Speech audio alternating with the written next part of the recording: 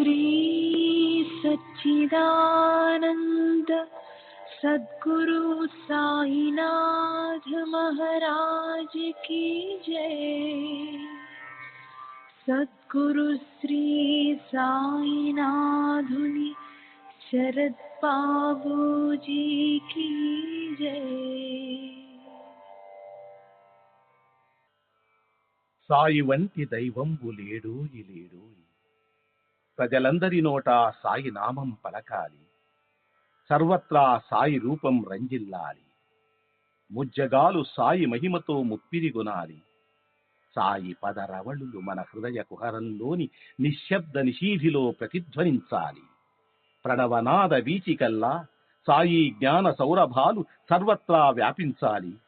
ఆ సుజ్ఞాన సౌరభాల ఆస్వాదనలో మన మనసులు మత్తెక్కాలి. సాయి ప్రేమామృత ధారలు అంతటా నిరంతరం వర్షించాలి. ఆ ప్రేమామృత ధారలలో తడుస్తూ, ఆ జ్ఞాన సౌరభాల మత్తులో ఆనందంగా నర్తిస్తూ సాయి వంటి దైవంబు లేడోయి లేడోయి అని అందరూ ఏకకంఠంతో గానం చేయాలి. అదే నా ఆశ, ఆశయం, ఆకాంక్ష. అదొక మధుర స్వప్నం. ఆ స్వప్న సాఫల్యం కోసం శ్రీ సాయినాథుని అనన్య ప్రేమతో, ఆర్ద్రతతో ప్రార్థించటమే మనం చేయగలిగింది, చేయవలసింది.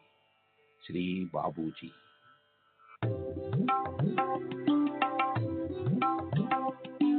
సాయి బాబా, సాయి బాబా, సాయి బాబా, సాయి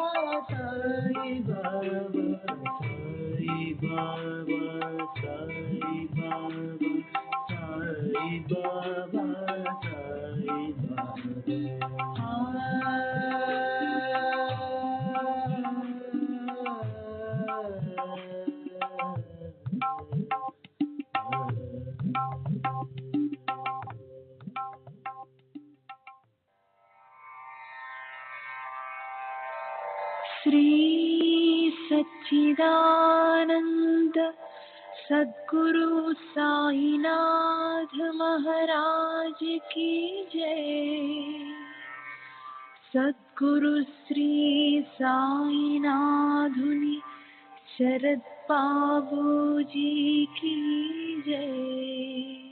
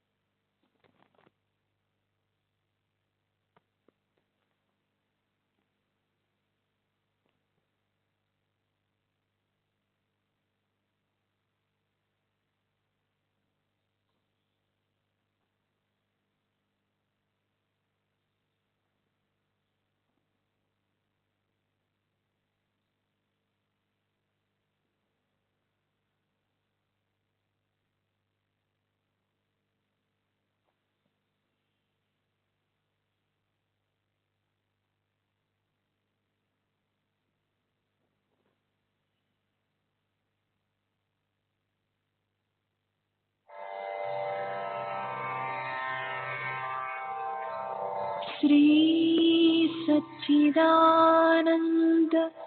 सद्गुरु साईनाथ महाराज की जय।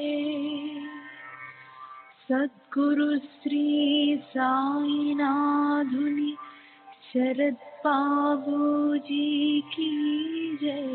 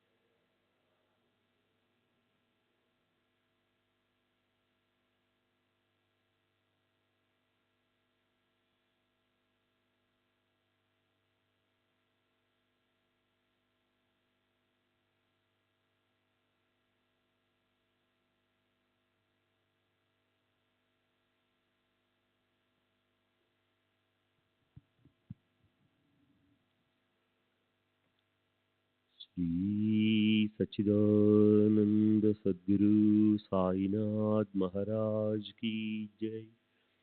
सद्गुरु श्री साईनाथ शरद बाबू जी की जय। శ్రీ సాయినాథాయ నమః. శ్రీ సాయిబాబా సత్య చరిత్ర 50వ అధ్యాయం నిన్నటి తరువాయి. సమస్త తీర్థాలు పవిత్రమైనవే, కానీ జ్ఞానమన్నది పరమ పవిత్రమైనది. ఈ బ్రహ్మజ్ఞానం లేని భజనలు పూజలు అన్నీ వ్యర్థం. అవిద్యతో మలినమైన చిత్తాన్ని శుద్ధి చేయటం అనేది ఈశ్వర భక్తి లేకుండా కలగదు. భక్తి లేకుండా జ్ఞానం కలగదు. కనుక ముందు అజ్ఞానాన్ని తెలుసుకోవాలి. దానికి సంబంధించిన స్పష్టమైన సమాచారాన్ని, దాని వర్ణనని వింటే దాని బంధనం నుంచి ముక్తి కలుగుతుంది. భక్తే దాన్ని తెలుసుకోగల సాధన.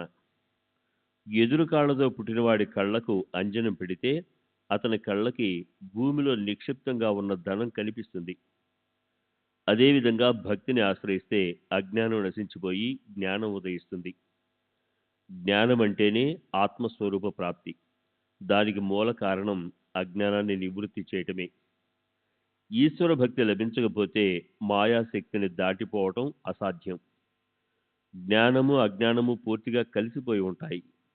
ఎసరు నీటిలో ఉడకబెట్టడానికి రాళ్లను ఏరిపారేసి కేవలం బియ్యాన్ని తీసుకున్నట్లు అన్ని చోట్ల అన్ని ప్రాణుల్లోనూ ఈశ్వరుడే ఉన్నాడన్న భావనతో జ్ఞానయజ్ఞం మొదలైన ఉపాసనలు చేసి విశ్వతోముఖుడైన శ్రీకృష్ణుణ్ణి చూసేవాళ్ళు జ్ఞానం కోసం అజ్ఞానాన్ని దగ్ధం చేసేస్తారు. ఇప్పుడు ఈ జ్ఞానయజ్ఞం యొక్క ఇప్పుడు ఈ జ్ఞానయజ్ఞం యొక్క స్వరూపాన్ని గమనించండి. అహం బ్రహ్మస్మి అన్నదే ఇందులోని బలిపీఠం అయి ఉంది. పంచమహాభూతాలు ఇందులోని యజ్ఞ మండపం. జీవశివుల్లోని భేదమే పశుబలి. 5 ఇంద్రియాలు 5 ప్రాణాలు ఇవే యజ్ఞోపచార సామగ్రి. మనసు బుద్ధి అనే కుండంలో జ్ఞానాగ్ని అంటించబడుతుంది. జీవుడు యజ్ఞం చేసే యజమాని. అతను అజ్ఞానమనే నేతిని ఆహుతిగా ఇస్తాడు. దానివల్ల ఆత్మానంద రసంలో నిమగ్నమైన ఆ జీవుడికి యజ్ఞమైన తరువాత చేసే అవభృత స్నానం అవుతుంది.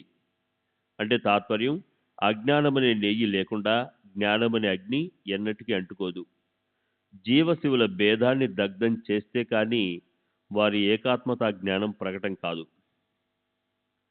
స్వచ్ఛమైన అద్దం దుమ్ముతో కప్పబడినట్లు, అగ్నికెరట ప్రకాశం పొగతో వ్యాపించబడినట్లు, అలాగే కామక్రోధాలచే స్వాధీనం కాబడ్డ జ్ఞానం అజ్ఞానంతో ఆచ్ఛాదించబడుతుంది. చంద్రబింబాన్ని రాహువు మింగినట్లు, నాచు నీటిని కప్పేసినట్లు, అలాగే స్వయం ప్రకాశకమైన జ్ఞానాన్ని ఈ మాయ ఆచ్ఛాదిస్తుంది. గొప్ప గొప్ప జ్ఞానులు బుద్ధి భ్రష్టుపట్టి వాళ్ళు అధోగతి పాలవుతారు. ఉపాయం తెలిసినప్పటికీ దాని నుంచి తప్పించుకోలేరు.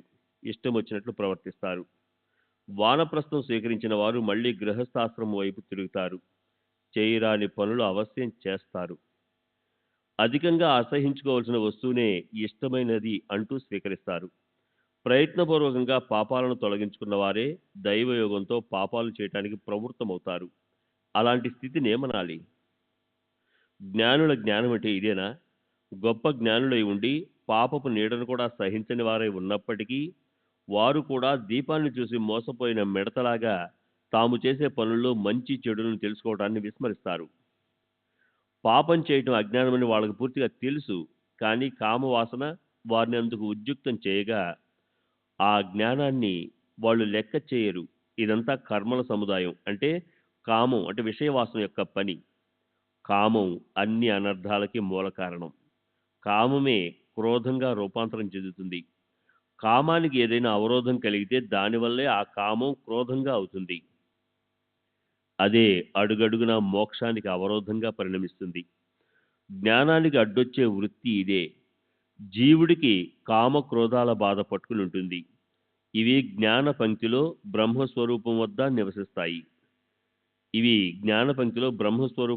సదా నివసిస్తాయి. అవి నీరు లేకుండానే ముంచేస్తాయి. అగ్ని లేకుండానే దగ్ధం చేస్తాయి. శస్త్రాలు లేకుండానే చంపుతాయి. త్రాడు లేకుండానే బంధిస్తాయి. వాటి ముందు జ్ఞానులు కూడా నిలబడలేరు. జ్ఞానులను కూడా పందెం కట్టి అవి పరాభవిస్తాయి. వాటికి మహాప్రళయం సృష్టించగల సామర్థ్యం ఉంది. అవి ప్రాణులను దొంగచాటుగా మింగేస్తాయి. చందన వృక్ష మూలంలో కాలసర్పం చుట్టుకుని ఉన్నట్లు కామక్రోధాలనే పేగు జ్ఞానమనే గర్భాన్ని బయట నుంచి చుట్టేసింది. ఇంద్రియాలు, బుద్ధి, మనసు ఇవే కామవాసనకి నివాస స్థానాలు. దానివల్లే జీవుడి అజ్ఞానం కప్పబడిపోతుంది. ఆ జీవుడిని అది మోహింపజేస్తుంది. ఒకవేళ నీవు చందనాన్ని కోరుకుంటే ఆ సర్పాన్ని నశింపచేయాలి. కామక్రోధాల ఆచ్ఛాదన తొలగించి జ్ఞాన నిధిని పొందాలి. సర్పాన్ని నాశనం చేయకపోతే పాతిపెట్టిన ధనం లభిస్తుందా? దుష్ట సర్పాన్ని నశింప చేయకపోతే ఎవరికైనా చందనం లభిస్తుందా? అలాగే పరబ్రహ్మ ఆత్మజ్ఞానము లభించాలంటే మాయ తెరను దూరంగా తొలగించడం ఒకటే సాధన. కనుక మొదట ఇంద్రియాలను స్వాధీనం చేసుకోవాలి. అప్పుడు కామక్రోధాలు నశించిపోతాయి. జీవుడు కామక్రోధాల అధీనంలో ఉంటాడు. జ్ఞానానికి అజ్ఞానం ఆచ్ఛాదనగా ఉంటుంది.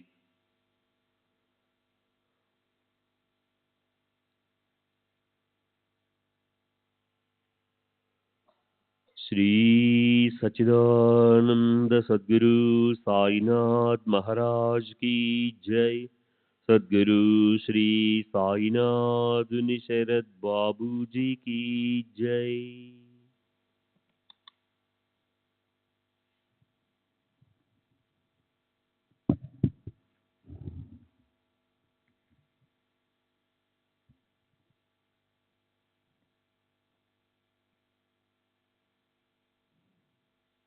దేహం కన్నా ఇంద్రియాలు సూక్ష్మంగా ఉంటాయి. దానికన్నా మనసు అత్యంత సూక్ష్మము. మనసు కంటే బుద్ధి మరింత సూక్ష్మంగా ఉంటుంది. బుద్ధి కన్నా పరమాత్మ అన్నింటా సూక్ష్మంగా ఉంటాడు. సాంసారిక ధర్మాలకు అతీతంగా ఉండే అన్నిట్లోకి పరమసత్యమైన అత్యంత హితకారకుడు పరమాత్మే. ఆయనే అమృతమయమైన సత్స్వరూపము,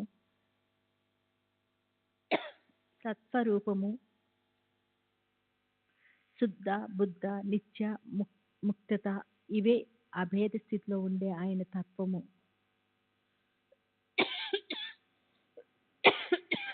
ఆయనే పరమానందంలో ఉత్పన్నమైన ఆ అంతర్యామి చైతన్య పంచీకరణ. అంటే పంచమహాభూతాలంటే పృథ్వీ, నీరు, తేజస్సు, వాయువు, ఆకాశము. వీటిని ఒక్కొక్క దాన్ని 5 భాగాలుగా చేసి ఆ ఐదు భాగాలను ఒక ఖచ్చితమైన ప్రమాణంలో కలపటం అనేదే మాయా రూపదర్శనం. అది తెలుసుకోవటం ఆజ్ఞాదోషం.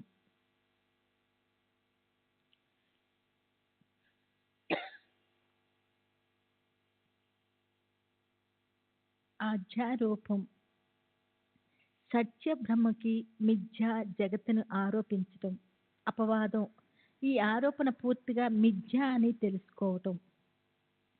ఇవొక్కటే సాధనం. పంచీకరణ అయి కలవని అలాంటి సూక్ష్మ పంచమహాభూతాలు భూతాల పంచీకరణ అయిందంటే వాటికి స్థూలత ప్రాప్తిస్తుంది. వాటిని పంచతాత్మాతలు అంటారు. వాటికి పని, ప్రాణము, ఇంద్రియాలు, మనస్సు, బుద్ధులను ఆత్మ అనే సూక్ష్మ శరీరానికి తీసుకురావటం.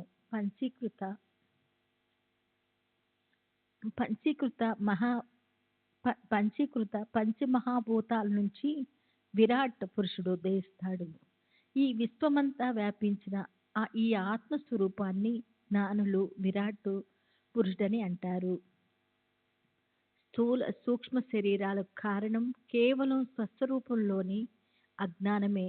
ఆ కనిపించే అవ్యక్త శరీరం అంటే ఆత్మ యొక్క కారణ శరీరము.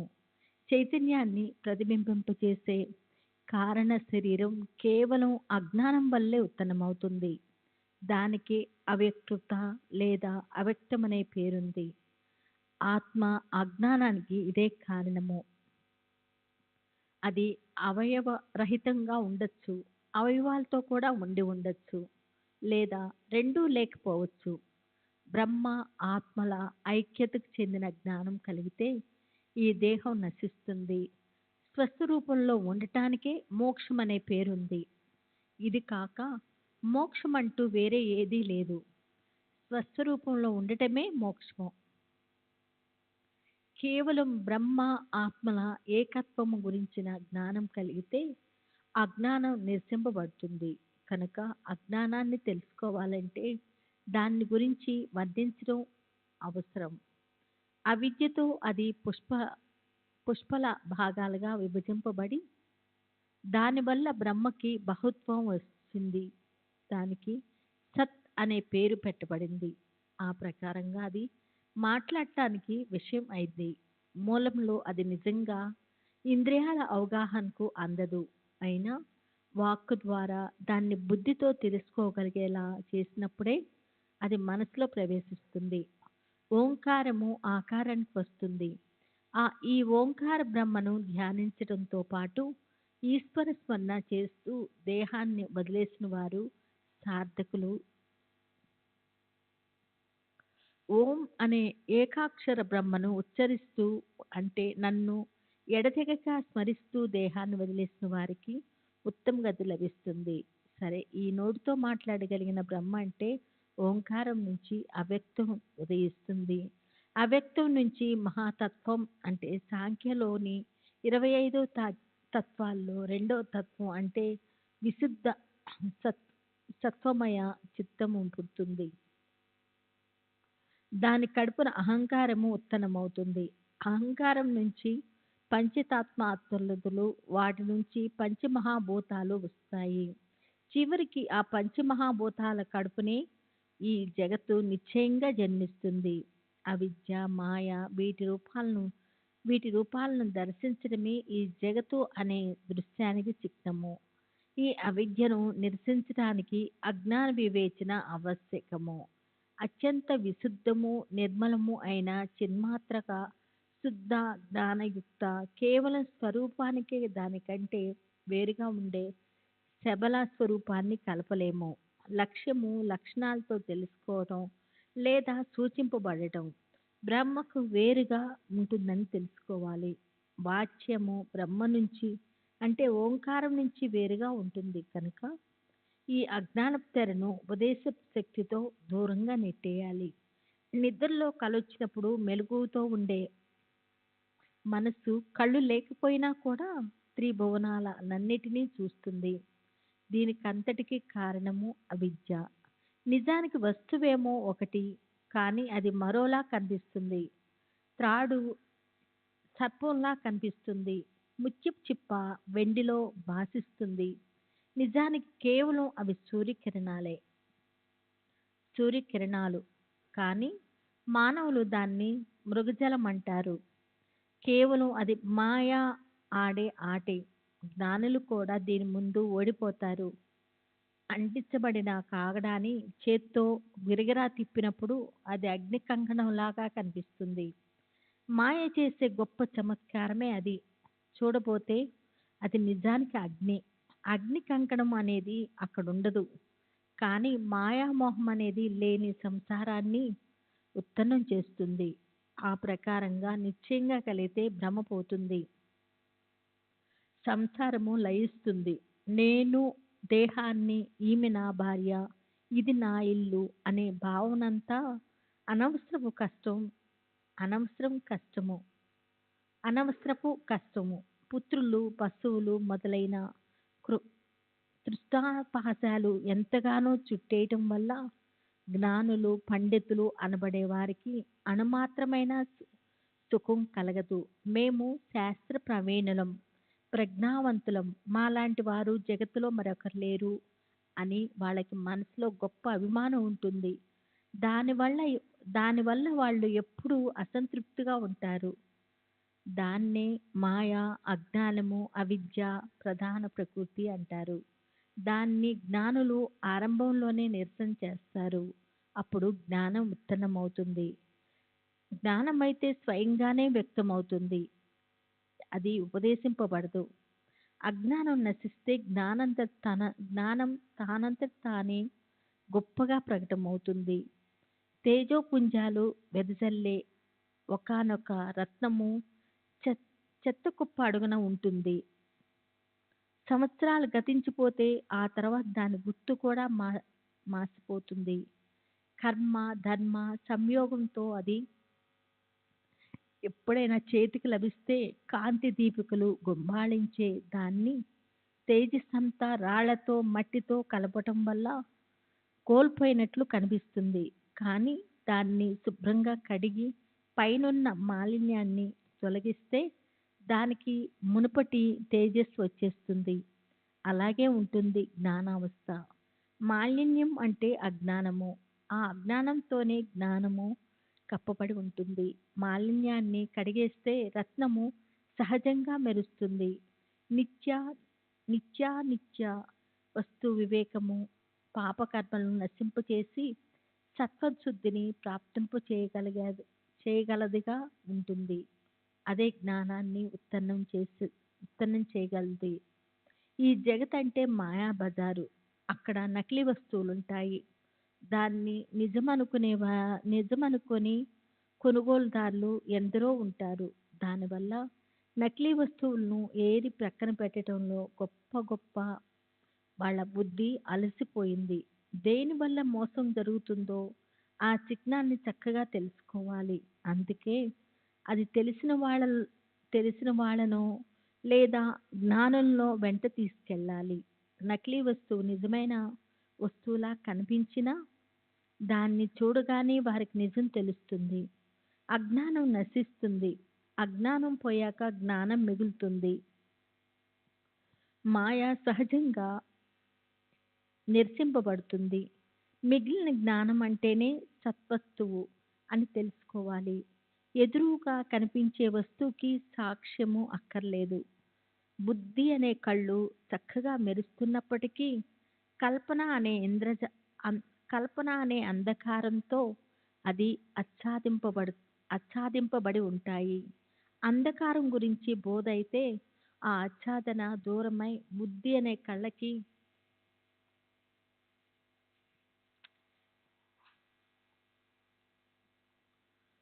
అనే కళ్ళకి మిగిలిన జ్ఞానం అంతా స్పష్టంగా కనిపిస్తుంది.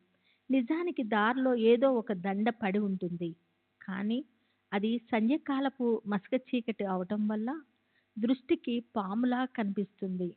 దానికి కారణం అజ్ఞానం అనే తెర. జేబులో ఉన్న గుప్త దీపాన్ని తీసి వెలిగిస్తే అజ్ఞానం నశిస్తుంది. దండ అసలు స్వరూపం ప్రకటమవుతుంది. దాని సర్పము అనే గుణము తానంత తానే నశిస్తుంది. అప్పుడు అజ్ఞాన దోషాన్ని పోగొట్టడానికి ఉపదేశం ఒక్కటే ఉపాయము. అందుకే జ్ఞానులు తమ శరీరాన్ని క్షీణింపజేసి అజ్ఞానం అంటే ఏమిటో దాన్ని ఉపదేశిస్తారు. సంసారంలో ఉన్నప్పుడు ప్రారబ్ధ వశాన ఆయా సందర్భాల్లో అనుభవించటానికి వచ్చిన భోగాలు అజ్ఞానంతో జరిగే కర్మల వల్లనే వస్తాయి. వీటిని మొదట్లోనే తెలుసుకోవాలి. సత్యము జ్ఞానమనంతము. బ్రహ్మము జ్ఞానమే సత్యము. బ్రహ్మ అంటే అనంతము, అంటే శాశ్వతుడు. అవిద్య అంటే మాయ అనేది పూర్తిగా భ్రమ. అది నశించిపోయినప్పుడే బ్రహ్మాత్మక జ్ఞానం దూరం అవుతుంది. దేహాభిమానం పోని వారిని సజ్ఞానులని ఎలా అనాలి? అభిమానానికి స్థానం మూర్తి భవించిన అజ్ఞానం. దాన్ని మాయ అనే వరదలంటారు. దానిలో ఈ జగత్తు లీనమవుతుంది. మనసుని భ్రమింపచేసే సంసారానికి మూలాధారం అజ్ఞానము. అజ్ఞానం నుంచే అది ఉదయిస్తుంది. దీనికి వైభవం కూడా అజ్ఞానం నుంచే పుడుతుంది. ఏకత్వం దగ్గర అనేకత్వపు భావన ఉంటుంది. దానికి మూలస్థానం కూడా అజ్ఞానమే. మసక చీకట్లో దారిలో ఉన్న తాడై ఉండి కూడా పాముగా కనిపిస్తుంది. ఎంతో భీతి కలుగుతుంది. పాము కనిపించడం కేవలం అజ్ఞానము. ఆ అజ్ఞానం నశించిపోతే మనస్సు భయం నుంచి బయటపడదు. కొందరికి పూలదండలా అనిపిస్తుంది. కొందరికి కళ్ళకి కర్రముక్కలా కనిపిస్తుంది. మొత్తానికి అదంతా భ్రాంతే. అది ఆధీనంలో ఉంచుకోబడని మిథ్యా జ్ఞానము యొక్క చెడు పరిస్థితి. వేదశాస్త్ర వచనాలను అనుసరించి అస్తిక్య బుద్ధిని పెట్టుకునేవారే బ్రహ్మజ్ఞానానికి అధికారులు. జన్మాంతర నాస్తికులు దానికి అధికారులు కావటం అసాధ్యం. విరుద్ధ దృష్టితో చూసే జనులకు చరాచర విశ్వము విశ్వాత్మక అంటే విశ్వరూపి పరమేశ్వరుడికి రూపంతో కనిపించాడు. విశ్వరూపంతో కనిపిస్తుంది. అది వాళ్ళ అపార్థం వల్లనే. వారి జనన మరణ పరిభ్రమణ సమాప్తి కాదు. వారికి బ్రహ్మతత్వము దుర్లభం. అది అధికారులకు ఎంతో సులభము. ఇక్కడ ప్రవచనం వల్ల ప్రయోజనం ఉండదు. లేక అనేక వేదాలపై అధికారము, లేక అనేక గ్రంథాల అర్థాన్ని అవపోసన పట్టగల బుద్ధి, లేక అనేక గ్రంథాలను పఠించటము, బహుశ్రుత అనేక విషయాలను వినటము కూడా పనికిరావు. శబ్దాల వల్ల శాబ్దిక జ్ఞానం కలుగుతుంది. కానీ దానివల్ల నిజమైన వస్తువు అంటే బ్రహ్మజ్ఞానం గురించిన జ్ఞానం కలుగుతుందా? బుద్ధికి నిత్యానిత్యాల్లోని భేదం తెలుసుకోవడానికి ఉత్తమ శక్తి ఉంటుంది. కానీ వస్తువు వాళ్ళకి స్వాధీనం కాదు. షడ్దర్శనాలు అలసిపోయాయి. అప్పటికే వాదిస్తూనే ఉండిపోయాయి. అయినా అశ్వవస్తువు తన స్థానంలో ఉండిపోయింది. అది శబ్దాల్లో ఎప్పటికీ చిక్కుకొని ఉండదు. కొన్ని గొప్ప శబ్ద పండితులు అయినప్పటికీ సద్వస్తువు అనే సూర్యుడి ముందు వాళ్ళు మినుగురు పురుగులవుతారు. ఒకసారి వస్తువు అంటే బ్రహ్మ ప్రాప్తిస్తే శబ్దజాలం కరిగిపోతుంది. జగత్తులో చీకటి రాత్రిలో దీప ప్రకాశంతో పనులన్నీ జరుగుతాయి. కానీ సూర్యోదయం కాగానే పగటవేళ దీపాన్ని గురించి ఎవరు పట్టించుకుంటారు? అయినా చదివే విషయం కానీ దాన్ని ఎలా ఉపదేశించడం?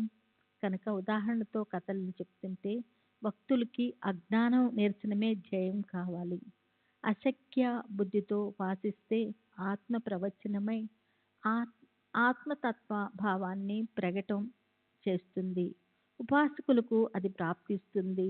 ఆత్మ వద్ద పరమాత్మను ధ్యానం చేసే ఇద్దరిలో అభేద రూపంతో అనుసంధానం చేసి ఉపాసన చేస్తే ఆత్మ స్వయంగా ఉపాసకుడి పట్ల ప్రసన్నరాలవుతుంది. దానికోసం మరో సాధన అవసరపడదు. ఆత్మను స్వయంగా ప్రసన్నం చేసుకోవాలి. సాధకులు ఆత్మపై దృష్టి పెడితే తనంత తాను వాటి పట్ల ప్రసన్నరాలవుతుంది. చూడండి, కఠోపనిషత్తు 1వ బల్లి 2వ మంత్రము, 23వ ముండకోపనిషత్తు మండకము ఖండము మంత్రము. శ్రీ సచ్చిదానంద సద్గురు సాయినాథ్ మహారాజ్ కీ జై. సద్గురు శ్రీ సాయినాథ్ శరద్ బాబూజీ కీ జై.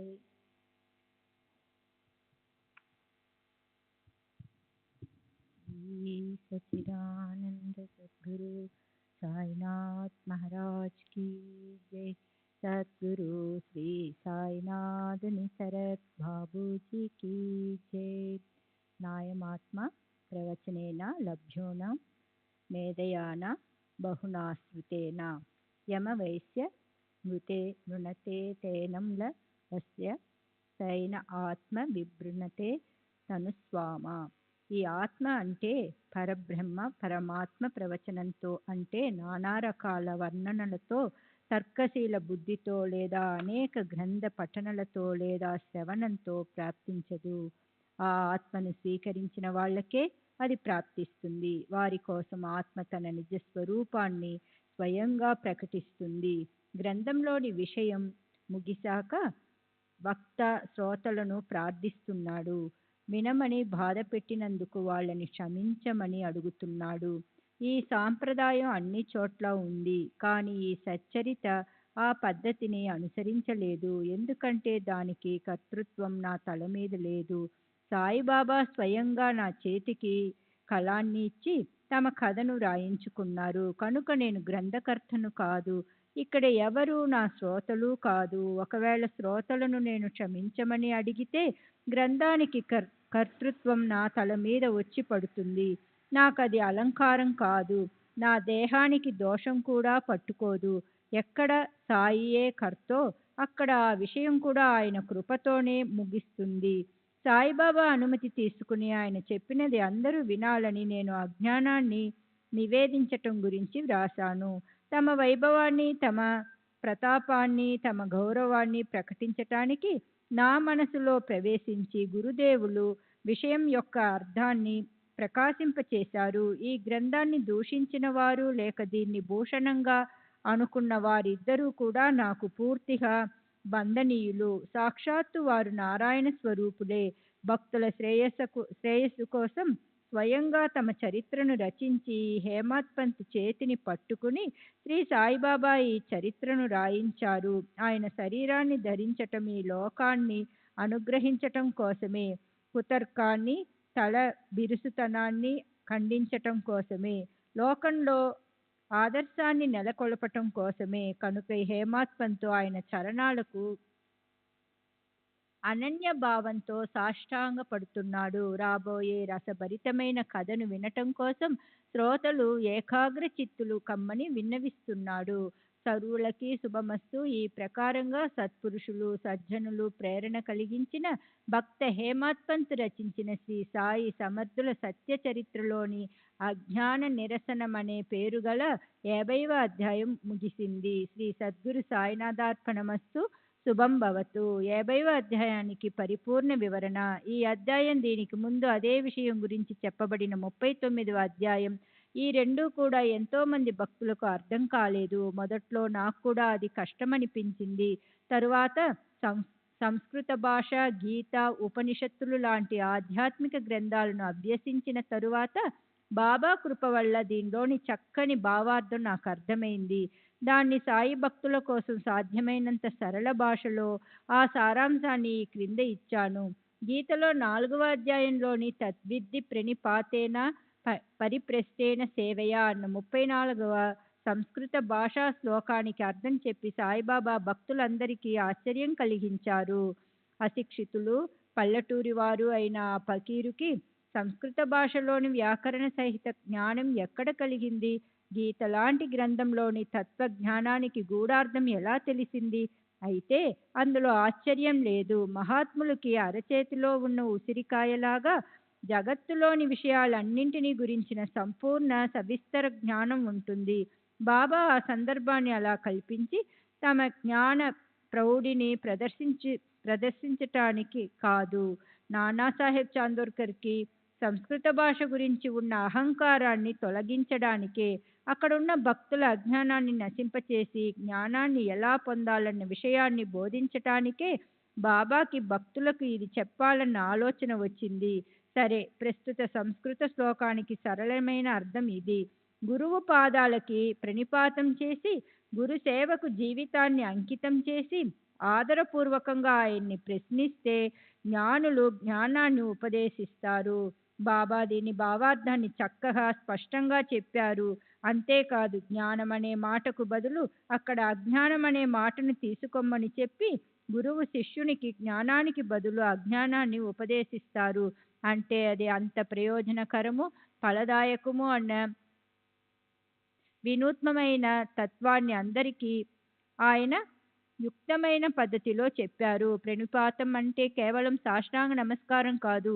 భూమి మీద కట్టపడినట్లు శిష్యుడు తన శరీరాన్ని గురు చరణాలపై పడేయవలసి ఉంటుంది. తాను స్వయంగా ఎంతో శూన్యంగా, గురువే సర్వస్వమన్నట్లు పూర్తిగా నమ్రతతో కాయ వాచ మనస శరణాగతి భావంతో ఉండాలి. పరిప్రశ్న అంటే నిజమైన జిజ్ఞాసతో తన శంకను చక్కగా తీర్చుకోవటానికి గురువుని మళ్ళీ మళ్ళీ ప్రశ్నించాలి. గురువు గారిలో ఏదో ఒక పొరపాటును పట్టుకుని ఆయన్ని హేళన చేయటానికో, లేదా సహజంగా తమాషాకి ఏదో ఒక ప్రశ్నను వేద్దాంలే అన్నట్లు కాదు. సేవ అంటే గురుపాదాలు నొక్కటం లాంటి సేవలు కాదు. ఆ సేవలో గురువుకి తను మన ధనాలను అన్నింటినీ అర్పించాలి. అలాగే ఈ సేవను నేను చేస్తున్నాను, ఆ సేవ చేసేందుకు లేక ఆపేసేందుకు నాకు స్వతంత్రం ఉంది అన్న అహంభావం ఉండకూడదు. నా సర్వస్వాన్ని నేను గురువుకి అర్పించాను, దానికి ఆయనే యజమాని, కనుక అది ఆయన సేవకే ఉపయోగించాలి. ఆ విషయంలో నాకు ఎలాంటి గొప్పతనము లేదా నిర్ణయం తీసుకునే అధికారము లేవు అన్న వినమ్ర భావన ఉండాలి. జ్ఞానం అనేది ఉపదేశించగల విషయం కాదు. అది మానవుల్లో ప్రతి ఒక్కరిలోనూ స్వయం ప్రకాశంగా ఉంది. అయితే అది అజ్ఞానంతో ఆచ్ఛాదించబడి ఉంది. మాలిన్యం అద్దాన్ని, నాచు శుద్ధ జలాన్ని కప్పేసినట్లు అజ్ఞానం జ్ఞానాన్ని కప్పేస్తుంది. ఆ మాలిన్యాన్ని లేదా నాచుని తెలివిగలవారు దూరంగా నెట్టేస్తారు. వారికే ఆ స్వచ్ఛమైన ప్రతిబింబం కనిపిస్తుంది లేదా శుద్ధ జలం లభిస్తుంది. గురువు ఉపదేశించేది అజ్ఞానాన్ని గురించే అయి ఉంటుంది. దానికి పరిణామమే జ్ఞానం. జ్ఞానం ఉత్పన్నం చేయబడేదే కాదు, అది మూలంలో ఉన్నదే. దాన్ని ఉచ్చరించును కూడా లేము. ఉపదేశించబడిన శబ్దాలు వైద్యుడి కత్తిలాగా శిష్యుని కళ్ళలోని శుక్లాలనే పొరను తీసివేస్తాయి. అప్పుడు శిష్యుడి కనుచూపు చక్కబడటం మొదలై అతనికి తాను చైతన్య స్వరూపుడిని అన్న స్పృహ కలుగుతుంది. గురువు ఉపదేశించే శిష్యుడు వదిలేసే ఆ అజ్ఞానం అంటే ఏమిటి? అది ఈ క్రింద ఇవ్వబడిన విధంగా ఉంటుంది. శ్రీ సచిదానంద సద్గురు సాయినాథ్ మహారాజ్ కీ జై. సద్గురు శ్రీ సాయినాథుని శరత్ బాబూజీ కీ జై.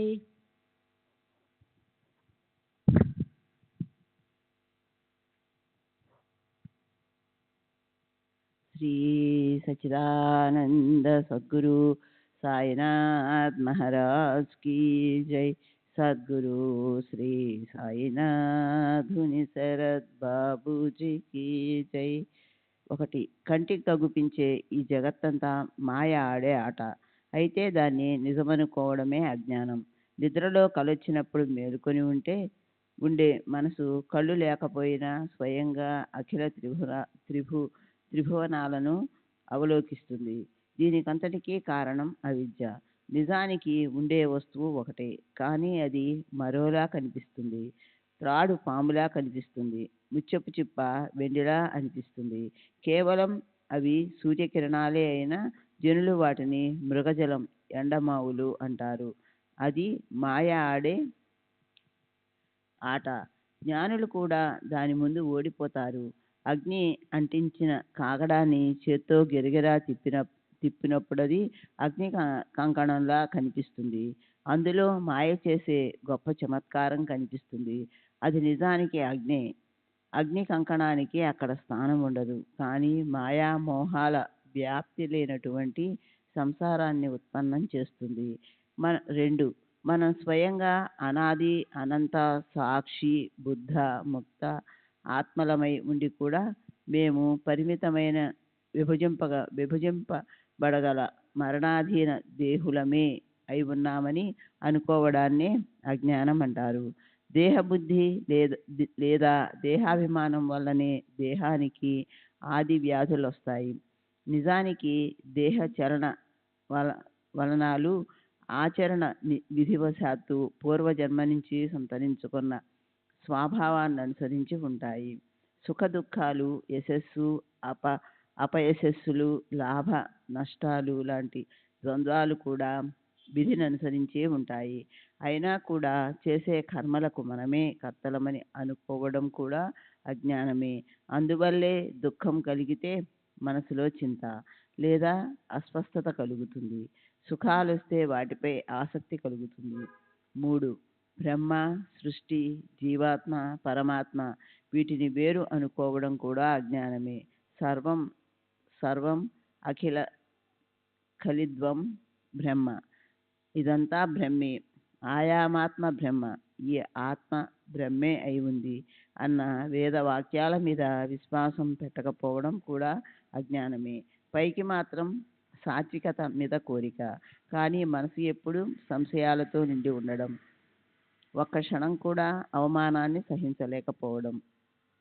5, కడుపులో మాన సన్మానాల గురించి, కీర్తి గురించి తీవ్రమైన కోరిక పెట్టుకొని పైకి ధ్యానస్థులై ఉన్నట్లు నటించడం, లోపల కామక్రోధాలు గర్జిస్తూ ఉండడం. 6, లోపల అన్ని రకాల దుష్టకర్మలు చేస్తూ సదాచరణకు చోటే లేకుండా వివేకం ఏమాత్రం లేకపోవడం, కానీ బయటికి బ్రహ్మనిష్టను ప్రదర్శించడం. 7, శబ్ద స్పర్శ రూప రస గంధ విషయాల వెనుక ఇంద్రియాలు పడితే వ్యర్థంగా శక్తి ఖర్చవుతుంది. అడుగడుగున అధోగతి భీతి ఉంటుంది. శబ్దము, స్పర్శ, రూపము మొదలైన 5 విషయాలకు సంబంధించిన సుఖం చివరికి దుఃఖమే. శబ్ద విషయానికి హరిణం మైమరచిపోయి తన ప్రాణాన్ని పోగొట్టుకుంటుంది. స్పర్శ విషయాన్ని ఏనుగు అనుభవించి అంకుశపు పోట్లను సహించవలసి వస్తుంది.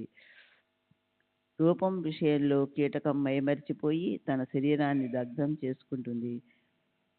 చేప రస విషయ సుఖాన్ని ఉపభోగిస్తుంది, వెంటనే ప్రాణాలు పోగొట్టుకుంటుంది. భ్రమరం గంధ విషయంలో చిక్కుకొని కమలం పూరేకుల్లో బందీ అయిపోతుంది. ఒక్కొక్క విషయం వల్ల ఇంత అనర్థం వచ్చినప్పుడు 5 విషయాలు ఏకత్రమైనప్పుడు ఎంత భయంకరమైన సందర్భం వస్తుందో.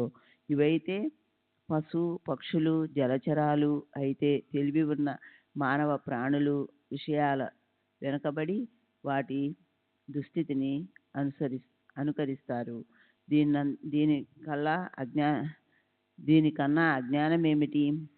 8 ఎవరి లక్ష్యం సదా ద్రవ్యము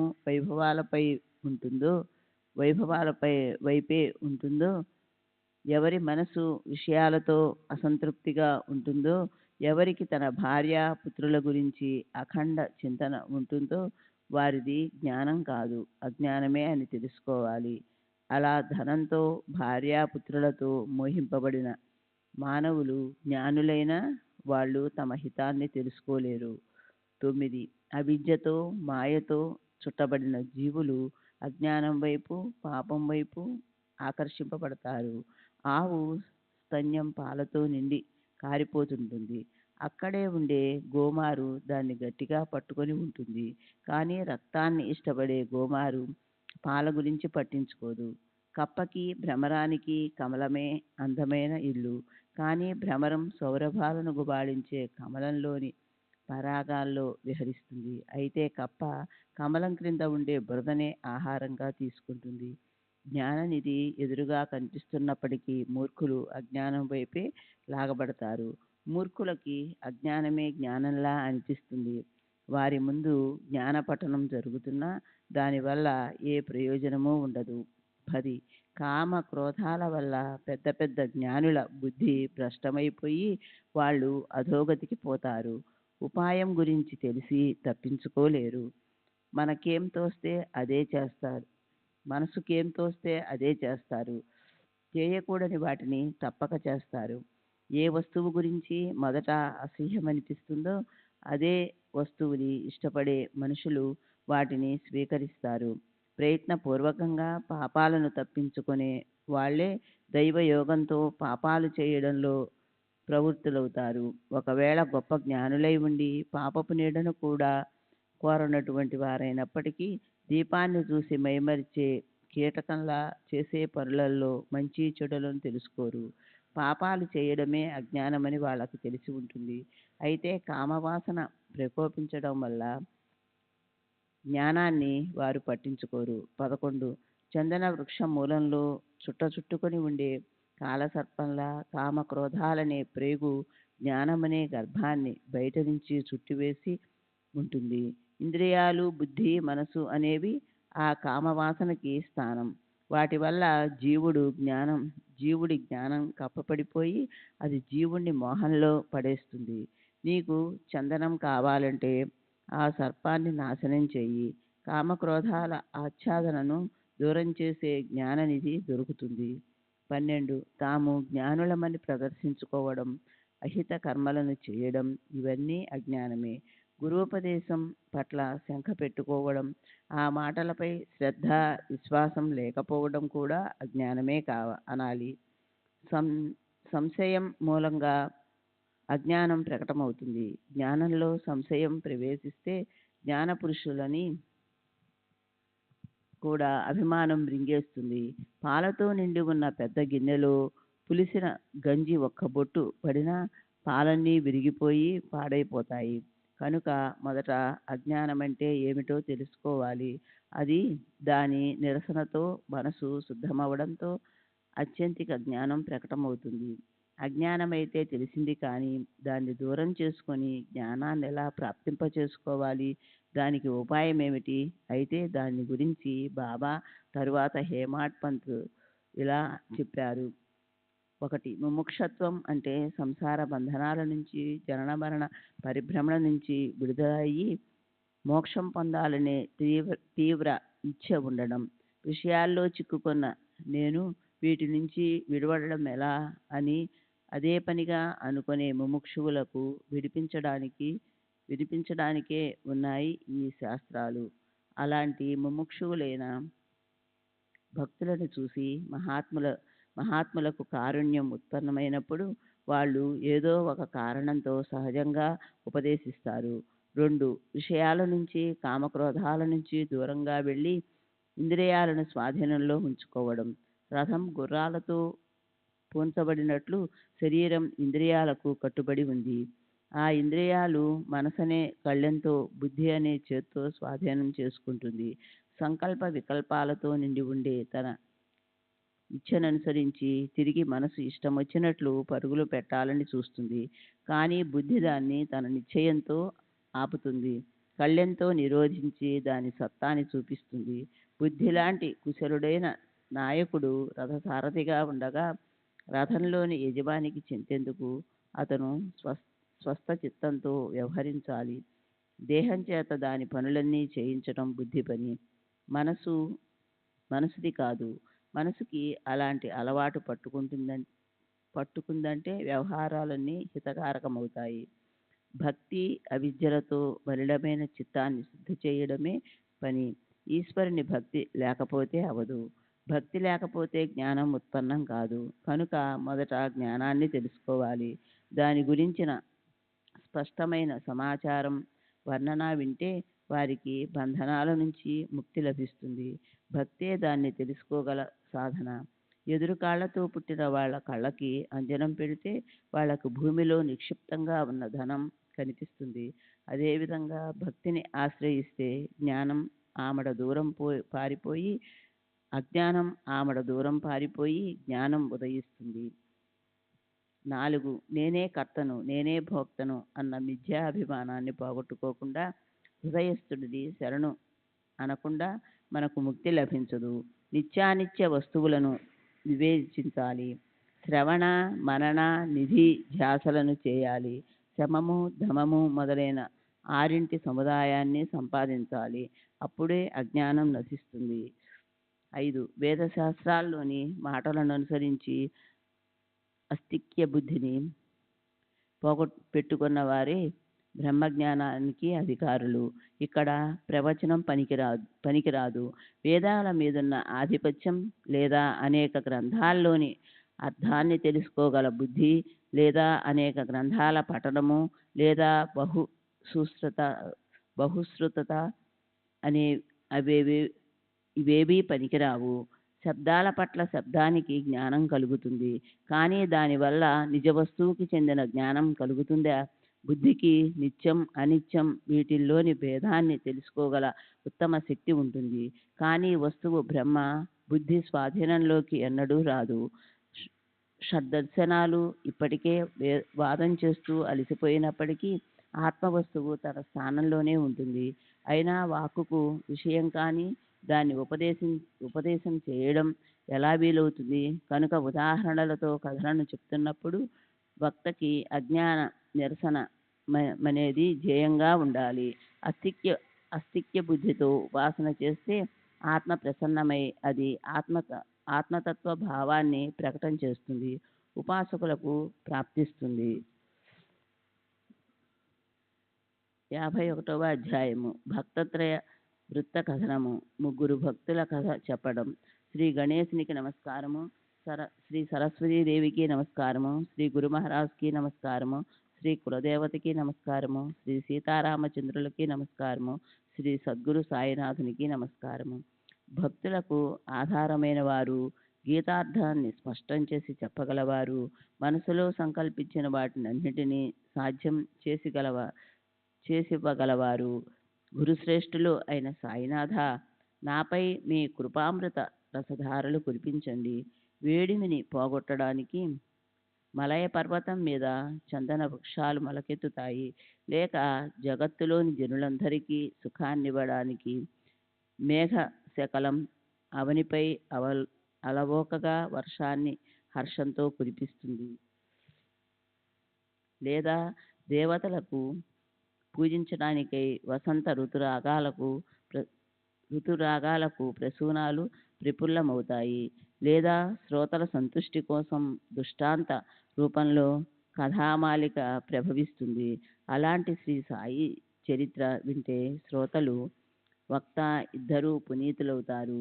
అది వినడం వల్ల చెవులు పవిత్రమవుతాయి. దాన్ని గానం చేయడంలో నోరు పవిత్రమవుతుంది. గడిచిన అధ్యాయంలో గీత 4వ అధ్యాయంలోని తద్విద్ధి ప్రణిపాతేన అన్న 34వ శ్లోకాన్ని నిరూపిస్తున్నప్పుడు అజ్ఞానం దూరమైతే జ్ఞానం తనంత తాను ఎలా ప్రకటమవుతుందో చెప్పబడింది. భగవద్గీత చివరి 18వ అధ్యాయంలో 72వ శ్లోకంలో శ్రీకృష్ణ భగవానులు అర్జునుడితో ఇప్పటి వరకు అయిన నిరూపణలో నీ మోహం దూరమైందా అనే స్పష్టంగా ప్రశ్నించారు, కానీ జ్ఞానం కలిగిందా అని అడగలేదు. ఖచ్చిదేత చితం పార్థ త్వాయైకాగ్రేణ చేతస ఖచ్చిదజ్ఞాన సమ్మోహ ప్రణష్టస్తే ధనంజయ, నువ్వు దీన్ని మనసును ఏకాగ్రం చేసుకొని వింటున్నావు కదూ. నీ అజ్ఞానమనే మోహం ఇప్పుడు బాగా నశించింది కదూ. అలాగే అర్జునుడు కూడా నా మోహం ఇప్పుడు దూరంగా పలాయనమైంది అని ఒప్పుకుంటాడు. జ్ఞానం ప్రాప్తించింది అని అన్నాడు. మోహం నశించింది అంటాడు. నష్టో మోహ శృతిర్లబ్ధ త్వ ప్రసాదమయాచ్యుత స్థితో కస్మి గత సందేహ కరిష్యే వచనం తవ. అర్జునుడు అంటాడు, ఓ అచ్యుత, మీ కృపతో నా మోహం నశించింది. నా కర్తవ్యం నాకు గుర్తొచ్చింది. నా సందేహం పటాపంచలైంది. నేను సావధానునైనాను. ఇప్పుడు మీరు చెప్పినట్లు నేను నడుచుకుంటాను. శ్రీ సచ్చిదానంద సద్గురు సాయినాథ్ మహారాజ్ కీ జై. సద్గురు శ్రీ సాయినాథుని శరత్ బాబూజీ కీ జై. శ్రీ సచ్చిదానంద సద్గురు సాయినాథ్ మహారాజ్ కీ జై. సద్గురు శ్రీ సాయినాథుని శరత్ బాబూజీ కీ జై.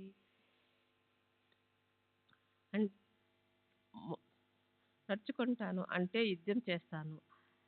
మేఘం అంటే అజ్ఞానం. చూడ్డానికి మాత్రం రెండు శబ్దాలు కనిపిస్తాయి, కానీ అర్థంలో మాత్రం అవి అసలు వేరు కావు. ఇది గీతార్థాన్ని అవగాహన చేసుకున్న వారికి తెలుస్తుంది. 11వ అధ్యాయం మొదట్లో కూడా అర్జునుడు శ్రీకృష్ణుడితో యోత్వాం వచస్తేన మోహో యం విగతో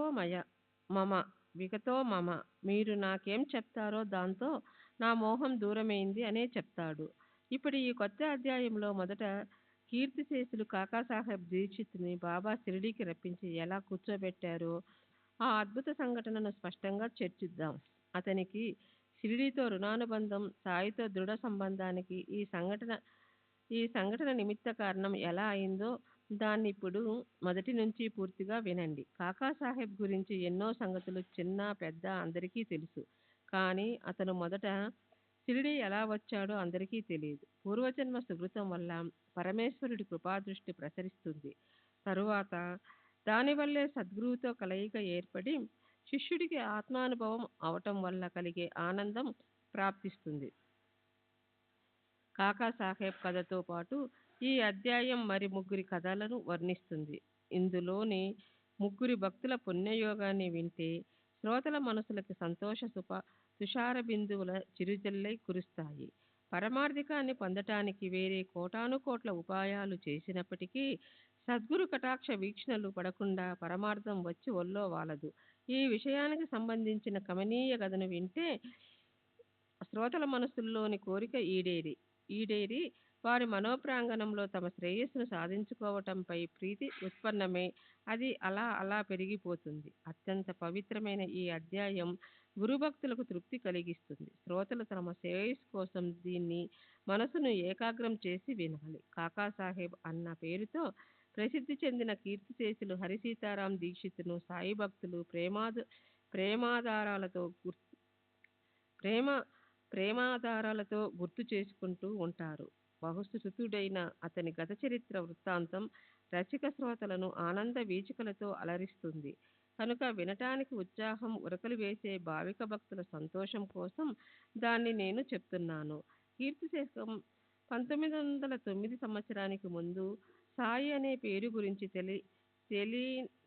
తెలియనివాడే ఆ తరువాత సాయికి పరమ ప్రసిద్ధ భక్తుడైనాడు. విశ్వవిద్యాలయంలో శిక్షణ అయిపోయి ఎన్నో సంవత్సరాలు గతించాక ఓసారి నానాసాహెబ్ చందోర్కర్ లోనావాలాకు వచ్చాడు. దీక్షిత్ అతనికి పాత మిత్రుడు. వాళ్ళు కలిసి ఎన్నో సంవత్సరాలైంది. వాళ్ళు ఒకరికొకరు కష్టసుఖాలను వెళ్ళబోసుకున్నారు. లండన్లో బండెక్కుతుంటే కాలు జారి దీక్షిత్ కాలికి దెబ్బ తగిలింది. ఎన్ని ఉపాయాలు చేసినా అది ఉపశమించలేదు. అలా వాళ్ళు మాట్లాడుతున్నప్పుడు సహజంగా ఆ బాధ గురించిన ప్రస్తావన వచ్చింది. నానా మనసుకు ఆ విషయంలో శ్రీ సాయిబాబా సాయం చేస్తారని అనిపించింది. అతను దీక్షిత్తుతో ఇలా అన్నాడు, కాలి కుంటితనం పూర్తిగా నయమవ్వాలని నీ మనసులో ఉందా? అయితే నా గురువు దర్శనానికి వెళ్దాం పద. తరువాత నానా ఎంతో అద్భుతమైన విషయాలు చెప్పాడు. సాయిబాబా గురించిన సమాచారాన్ని, ఆ మహానుభావుడి గొప్పతనాన్ని ఆనందంతో దీక్షితుకి చెప్పాడు. నా వారు ఎంత దూరంలో ఉన్నా, సప్త సముద్రాల అవతల ఉన్నా సరే నేను వాళ్ళని పిచ్చుక కాలికి దారం కట్టినట్లు వెంటనే లాక్కుంటాను అని బాబా ఎప్పుడూ అంటుండేవారు. అతనితో ఇంకా స్పష్టం చేస్తూ నానా ఇలా అన్నాడు, మనం ఒకవేళ బాబాకు చెందిన వాళ్ళం కాకపోతే ఆయన వైపుకి మనలను లాక్కోరు. మీకు ఆయన దర్శనం కూడా అవదు. బాబా దగ్గర ముఖ్యమైన గుర్తు ఇదే. మీ అంతటా మీరు అక్కడికి పోలేరు. సరే, అలా ఆ వర్ణన విన్న దీక్షిత్ మనసుకి తృప్తి కలిగింది. అతను నానాతో, నేను వచ్చి బాబా దర్శనం చేసుకుంటాను. నా కాలు నొప్పి అనగా ఎంత దేహమంతా నాశనమైనా పర్వాలేదు. కాలు నొప్పి ఎన్నాళ్ళున్నా సరే దాని గురించి నాకు చింత లేదు. నీ గురువుగారి దర్శనానికి నేను పోతాను. అది కూడా ఎంతో శ్రేష్టమైన మోక్ష సుఖాన్ని పొందటం కోసమే వెళ్తాను. ఐహిక సుఖం గురించి నా మనసులో కాస్తైనా ఇచ్చలేదు. దాన్ని నేను అడుగను. బ్రహ్మ తప్ప నిజమైన సుఖం లేదు. అదే గొప్ప అమూల్యమైన సుఖం. నేను మీ గురుసేవకు నవ్వుతాను. అది కేవలం ఆ అమూల్యమైన సుఖం కోసమే. నా కాలి కుంటితనం అలా ఉండని. దాని గురించి నాకేం బాధ లేదు. కానీ నా కుంటి మనసు బాగవ్వాలి. ఇదే నా ప్రార్థన. సాధన చేసి చేసి నేనెంతో అలసిపోయాను. కానీ నా మనసు స్థిరంగా ఉండటం లేదు.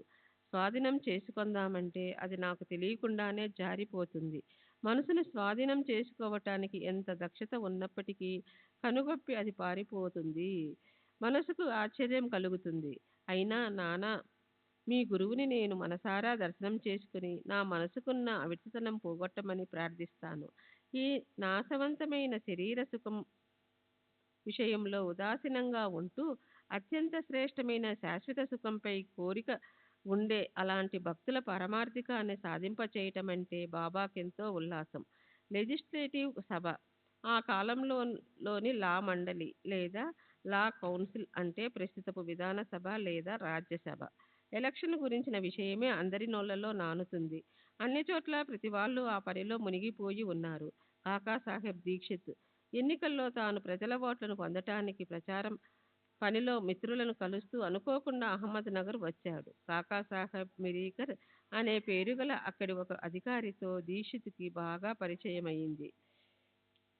అతని ఇంట్లో దీక్షిత్ హాయిగా దిగాడు. అదే సమయంలో అహ్మద్ నగర్లో జరిగే గుర్రాల ప్రదర్శన పనిలో అనేక రకాలుగా జనులు నిమగ్నమై ఉన్నారు. కోపర్గాం రెవెన్యూ అధికారి బాలాసాహెబ్ మిరీకర్ కూడా ఆ ప్రదర్శన కోసం అహ్మద్ నగర్కి వచ్చాడు. దీక్షిత్ వచ్చిన పనంతా అయిపోయింది.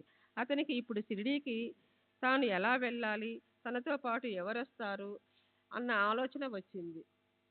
శ్రీ సచ్చిదానంద సద్గురు సాయినాథ్ మహారాజ్ కీ జై. సద్గురు శ్రీ సాయినాథుని శరత్ బాబూజీ కీ జై.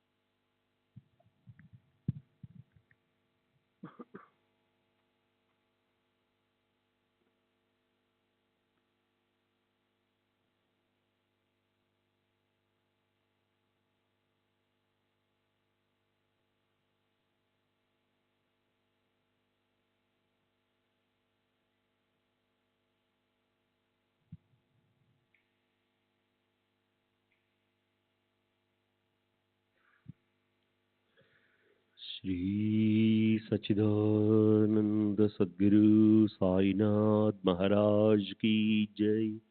सद्गुरु श्री साईनाथ शरद बाबू जी की जय। साई रहम नजर करना, बच्चों का पालन करना। साई रहम नजर करना, बच्चों का पालन करना। जाना तुमने जगत पसार, सब ही झूठ जमाना। जाना तुमने जगत पसार, सब ही झूठ जमाना।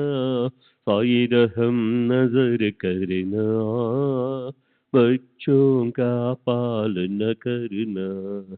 साई रहम नजर करना, बच्चों का पालन करना। मैं अंधा हूँ बंदा आपका, मुझसे पद दिखलाना। मैं अंधा हूँ बंदा आपका, मुझसे पद दिखलाना। साई रहम नजर करना, बच्चों का पालन करना। साई रहम नजर करना, बच्चों का पालन करना। दास गणों कहे अब क्या बोलूं, थक गई मेरी रसना। दास गणों कहे अब क्या बोलूं, थक गई मेरी रसना। साई रहम नजर करना, बच्चों का पालन करना। साई रहम नजर करना, बच्चों का पालन करना। रहमो नजर करो अबू मोरे साई, तुम बिना नहीं मुझे माँ बाप भाई। रहमो नजर करो मैं अंधा हूँ बंदा तुम्हारा। मैं अंधा हूँ बंदा तुम्हारा। मैं ना जानू, मैं ना जानू, मैं ना जानू। अल्लाह इलाही रहमो नजर करो, रहमो नजर करो मोरे साई। तुम बिना नहीं मुझे माँ बाप भाई। रहमो नजर करो काली जमाना, मैंने गमाया। काली जमाना मैंने गमाया। साथी आखिर का, साथी आखिर का, साथी आखिर का। तुम बिना कोई। रहमो नजर करो, रहमो नजर करो अबू मोरे साई। तुम बिना नहीं मुझे माँ बाप भाई। रहमो नजर करो अपने मस्जिद का झाड़ू गड़ो है। अपने मस्जिद का झाड़ू गड़ो है। मालिक हमारे, मालिक हमारे, मालिक हमारे। तुम बाबा साई। रहमो नजर करो, रहमो नजर करो अबू मोरे साई। तुम बिना नहीं मुझे माँ बाप भाई। रहमो नजर करो। श्री सच्चिदानंद सद्गुरु साईनाथ महाराज की जय। सद्गुरु श्री साईनाथ शरद बाबू जी की जय।